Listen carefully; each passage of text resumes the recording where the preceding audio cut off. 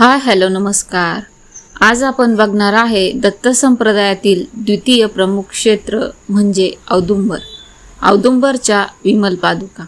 ही माहिती जाणून घेण्यासाठी हा व्हिडिओ शेवटपर्यंत पूर्ण नक्की पहा। चला तर मग बघूया श्री गुरुचरित्रातील वर्णन, शास्त्र आणि आध्यात्मिक महत्त्व। विमल पादुका। तर बघा, महाराष्ट्रातील सांगली जिल्ह्यातील औदुंबर हे श्री दत्त संप्रदायातील अत्यंत पवित्र क्षेत्र आहे।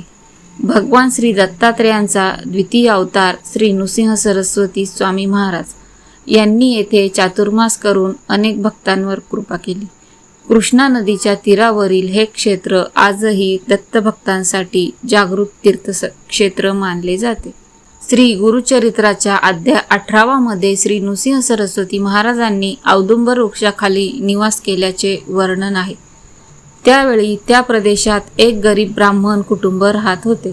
त्यांच्या अंगणातील घेवड्याच्या वेलीवरच त्यांचा उदरनिर्वाह चालत होता। श्री गुरूंनी ती वेल उपाडण्यास सांगितली। प्रथम त्यांना दुःख झाले, पण गुरूंची आज्ञा म्हणून त्यांनी वेल उपटली। त्या ठिकाणी सुवर्ण मुद्रांनी भरलेला हंडा मिळाला।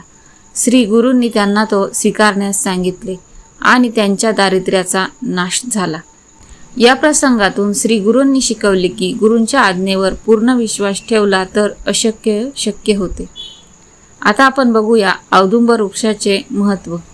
श्री गुरुचरित्रानुसार श्री गुरूंनी औदुंबर वृक्षाखाली वास्तव्य केले, त्यामुळे हा वृक्ष दत्त स्वरूप मानला जातो। असे मानले जाते की औदुंबर वृक्षाभोवती श्रद्धेने प्रदक्षिणा घातल्यास मनशांती, गुरुकृपा आणि आध्यात्मिक उन्नतीची प्रेरणा मिळते। आपण म्हणतो ना औदुंबरच्या विमल पादुका, तर का म्हणतात विमल पादुका? विमल म्हणजे निर्मळ, पवित्र, निष्कलंक। श्री गुरूंच्या कृपेने भक्ताचे मन, बुद्धी आणि चित्त शुद्ध होऊन अंतकरणातील लोभ, मोह, मद, मत्सर, अहंकार दूर होतो। म्हणून या पादुकांना विमल पादुका असे संबोधले जाते। दर्शनाचे आध्यात्मिक लाभ आपण श्रद्धेनुसार घेतले तर यामुळे मन शुद्ध होते, गुरूंची कृपा प्राप्त होते, चिंता आणि मानसिक अस्थिरता कमी होण्यास मदत होते, दत्तनाम जप व गुरुचरित्र वाचनाची प्रेरणा मिळते, श्रद्धा, समाधान आणि आत्मविश्वास वाढतो। आता बघूया दर्शन करताना काय करावे।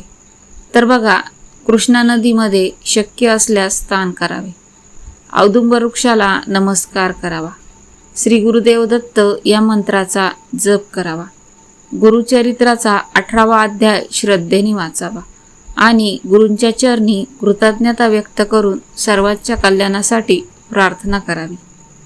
आध्यात्मिक संदेश द्यायचा झाला तर गिरनारच्या चरणपादुका साधनेची सुरुवात करतात। औदुंबरच्या विमल पादुका अंतकरण शुद्ध करतात, यामुळे भक्त पुढील साधनेसाठी पात्र होतो। चरण विमल, मनोहर आणि निर्गुण या दत्तभक्तांच्या आध्यात्मिक प्रवासाचा क्रम मानला जातो। तर बघा, गरीब ब्राह्मण, घेवड्याची वेल आणि सुवर्ण मुद्रांचा प्रसन्न श्री गुरुचरित्राच्या अध्याय 18 मध्ये वर्णन केला आहे।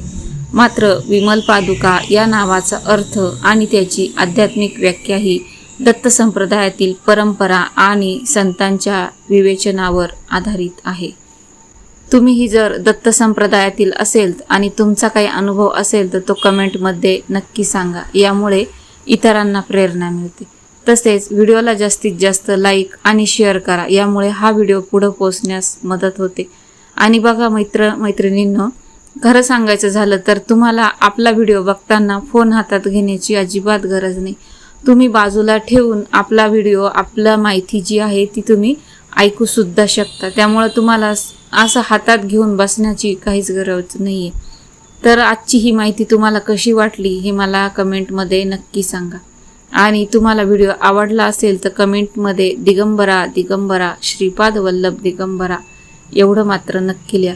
मी सारिका या नोटवर तुमच्या सगळ्यांची रजा घेते। भेटूया अशाच एका आध्यात्मिक धार्मिक माहितीसह पुढच्या व्हिडिओमध्ये। तोपर्यंत सगळ्यांना अवधूत चिंतन। श्री गुरुदेव दत्त। श्री स्वामी समर्थ।